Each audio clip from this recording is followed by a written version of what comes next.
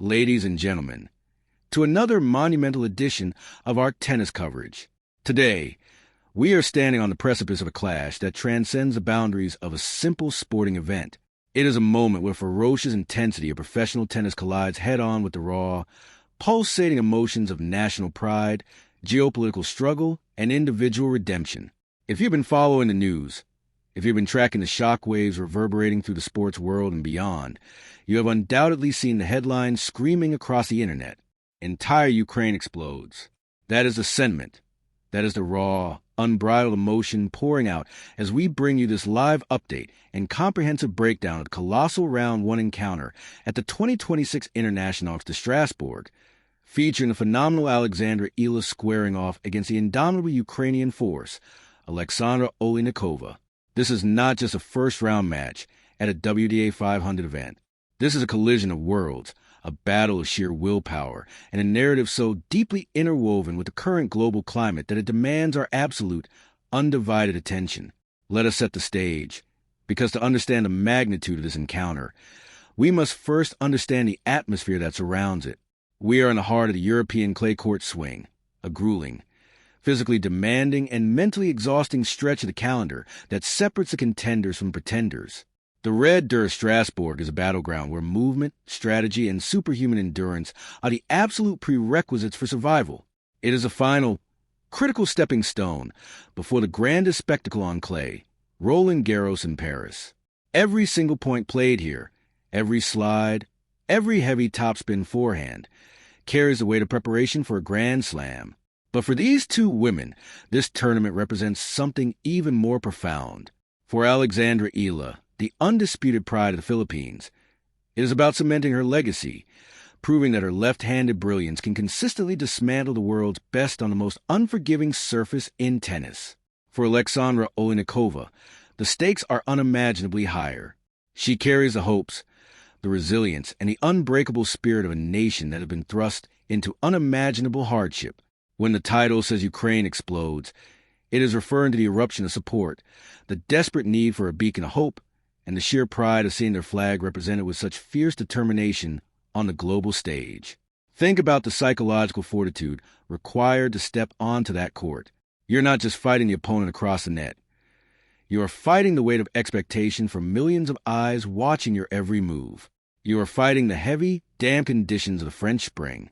You are fighting your own inner demons, the fatigue from weeks of relentless travel and competition.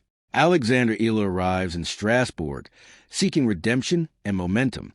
We watched her just weeks ago in the eternal city of Rome, battling her way into the round of 32, showcasing flashes of absolute brilliance before running into the brick wall. That is the world number 2, Elena Rybakina. Ela took her lumps in Madrid, in Stuttgart, and in Linz. She has been testing her mettle against the absolute elite, absorbing the pace, learning the intricate geometry of the clay court, and refining a game that was cultivated in the hallowed grounds of the Rafa Nadal Academy. She knows what it takes to grind. She knows the physical toll. But she also knows the electric thrill of breaking through.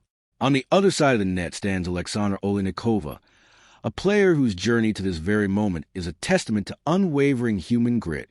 Ranked at a career-high number 66 in the world just a couple of months ago, she has proven that she belongs in the upper echelons of the sport. She didn't just stumble into this main draw. She fought tooth and nail through the brutal qualifying rounds. She dismantled Ksenia Efremova with clinical precision, dropping only 3 games. And then, in a display of tactical mastery and iron will, she took down the incredibly dangerous and experienced Yulia Putintseva in straight sets. That victory alone sent shockwaves through the tennis community. It signaled that Oliynykova is not here just to participate. She is here to conquer. She, too, had a challenging run in Rome, falling to Linda Noskova, but her run to final at the WTA 125 event in Antalya earlier this year proved that when she catches fire, she is a force of nature. This match is a fascinating study in contrasts and similarities. It is a first-time meeting, a blank canvas where neither player has the comfort of historical patterns to fall back on. They're walking into the unknown, relying purely on their instincts, their scouting reports, and their ability to adapt in real time. Ela brings that tricky, heavy left-handed topspin, aiming to open up the court and dictate play from the baseline. Oliynykova brings a penetrating, flat, aggressive game, looking to take time away and impose her will. The odds makers have this as a virtual coin toss, and for good reason. The margins are razor thin. A single break of serve, a momentary lapse in concentration, a gust of wind altering the trajectory of a lob. Any of these microscopic details could determine the victor. But beyond the forehands and backhands, beyond the breakpoint conversions and the first serve percentages, this match is a narrative of representation. When Alexandra Ela steps onto the court, the entire nation of the Philippines pauses. She is a pioneer, a young woman carrying the tennis dreams of an entire archipelago on her shoulders, proving that world-class tennis talent can emerge from Southeast Asia and conquer the traditional European and American strongholds. And when Alexandra Oliynykova strikes a winner, it is more than just a point on a scoreboard. It is a momentary distraction, a flash of joy, a symbol of defiance of the people of Ukraine. It is the power of sports at its most pure and its most vital. It is a reminder that even in the face of overwhelming adversity, the human spirit can soar, can compete, and can triumph. This is why we watch. This is why we care. This is why the entire tennis world has its eyes glued to the Patrice Dominguez court today. So buckle up, settle in. We are about to dive deep into mechanics, the history, the psychology, and the profound implications of this spectacular showdown.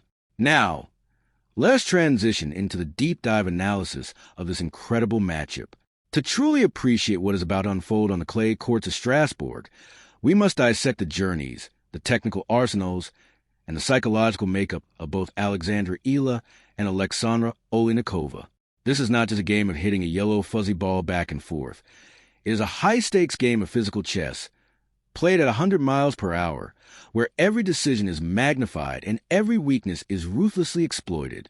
Let's begin by examining the phenomenal rise of Alexandra Ela. To understand Alex, you have to understand the environment that forged her. Leaving her home in the Philippines at a young age to train at the Rafa Nadal Academy in Mallorca, Spain, she was immediately immersed in a culture of relentless hard work, unparalleled discipline, and absolute mastery of clay court tennis. You do not train under the banner of the greatest clay court player in the history of the sport without absorbing the fundamental tenets of the surface. Ela's game is built on a foundation of heavy, punishing topspin. Being a left-hander gives her an immediate, natural advantage that right-handed players simply cannot replicate. The natural trajectory of her cross-court forehand heavily targets the right-handed opponent's backhand, pushing them high and wide, forcing them off the baseline, and opening up the entire court for a down-the-line winner. But it is not just about the spin. It is about the modern baseline aggression she brings. Over the last 2 years, Ela has worked tirelessly on her physical conditioning. Clay is a surface that demands extraordinary leg strength. You have to slide into your shots, maintaining perfect balance while the earth beneath you gives way. You have to recover back to the center of the court while the heavy, damp clay tries to pull you down. In her recent matches in Rome, particularly her victories leading up to the clash with Elena Rybakina, we saw a much more mature, physically robust Ela. She was no longer just relying on her shot-making ability. She was outgrinding her opponents. She was willing to stay in a rally for 20, 30 shots, trusting her lungs and her legs to outlast a woman across the net. However, the loss to Rybakina also highlighted the areas where Ela is still developing. When faced with elite flat, overwhelming power, she can sometimes be rushed. Her serve, while improved, can still be vulnerable to a highly aggressive returner. In this match against Oliynykova, Ela must focus on depth. If she lands her ground strokes short, sitting up in the middle of the court, she will be severely punished. She needs to keep the Ukrainian pin to back fence, dictating the tempo and using her left-handed angles to create geometry that Oliynykova cannot solve. Turning our attention to Alexandra Oliynykova, we are looking at a player who is operating with a completely different kind of fire. At 25 years old, she has reached a level of maturity and tactical understanding that makes her incredibly dangerous. Reaching a career-high ranking of number 66 earlier this year is a massive milestone. It proves that she has the consistency to navigate the grueling week-in, week-out grind of the WTA Tour. Her game is characterized by a fierce, flat ball-striking ability. Unlike Ela, who relies on heavy spin to manipulate the ball, Oliynykova loves to step inside the baseline. take the ball early on the rise, and flatten out her ground strokes. This takes precious fractions of a second away from her opponent. On a clay court, which naturally slows the ball down, the ability to generate your own pace and hit through the court is a massive weapon. Oliynykova's run to qualifying rounds here in Strasbourg is a terrifying warning shot to the rest of the draw. Beating Yulia Putintseva, a veteran known for her incredible defense and frustrating variety, is no small feat. It requires immense patience and the ability to construct points meticulously. Oliynykova showed that she can handle the junk balls, the high loopers, and the drop shots, responding with calculated aggression. Furthermore, we must acknowledge the mental and emotional backdrop of her career right now. Every time a Ukrainian athlete steps onto a global stage, they're doing so under an unimaginable shadow. The resilience required to compartmentalize the ongoing crisis in her homeland, to focus entirely on the yellow ball, to train, to travel, and to compete at the highest level of professional sports is nothing short of heroic. This emotional fuel can act as a double-edged sword. It can provide a boundless well of motivation, a refusal to surrender under any circumstances. But it can also create an immense, suffocating pressure. When the title suggests that Ukraine explodes with pride for her, it is not an exaggeration. She is a symbol, and playing as a symbol requires a psychological armor that very few possess. The tactical battle between these two will be dictated by court position and the first strike. The Strasbourg clay is known to be slightly heavier, especially if the European spring weather brings moisture to the air. In heavy conditions, hitting through the court becomes exponentially more difficult. This generally favors a player who can generate heavier spin and create sharper angles, which points to a slight advantage for Ela. If the court is damp, Ela's left-handed forehand will grip the clay and kick viciously, making it a nightmare for Oliynykova to time her flat strikes. However, if the sun is out and the court is playing fast and dry, Oliynikova's ability to take the ball early will allow her to rush Ela and deny the Filipina the time she needs to set up her heavy ground strokes. The serve and return dynamic will be the ultimate deciding factor. Ela needs a high first serve percentage. She cannot afford to give Oliynykova looks at weak second serves because the Ukrainian will simply step in and hit return winners. Oliynykova, on the other hand, needs to protect her own service games by mixing up her placement. If she becomes predictable, Ela's elite anticipation will allow her to establish control of the rally right from the return. We are likely going to see a match of dramatic momentum swings. Clay court tennis is rarely a straight-line procession. It is a game of breaking and re-breaking, of grueling 10-minute games, of agonizing deuces. Both of these women have proven they can suffer. Both have proven they can fight. We must also consider the context of this specific tournament. The International de Strasbourg is uniquely positioned on the calendar. It is the final dress rehearsal for the French Open. Players are here not just for the ranking points and the prize money, which are substantial at a WTA 500 event, but for the elusive quality of match rhythm. Winning a few matches here can transform a player's mindset heading into Paris. A deep run in Strasbourg can provide the armor of invincibility needed to survive the chaos of a Grand Slam. Ela knows that a victory over a high-caliber opponent like Oliynykova will send a message to the locker room. It will validate the brutal weeks of practice and the tough losses she endured earlier in the clay swing. Oliynykova knows that continuing her momentum from the qualifying rounds into the main draw will cement her status as a genuine threat on this surface. Proving her run to finals in Antalya was not a fluke, but the new standard of her tennis. As we analyze the depths of this matchup, it is impossible to ignore the sheer athleticism that will be on display. The modern WTA Tour is arguably the most fiercely competitive era in the history of women's tennis. The depth of the field is staggering. The physical demands are astronomical.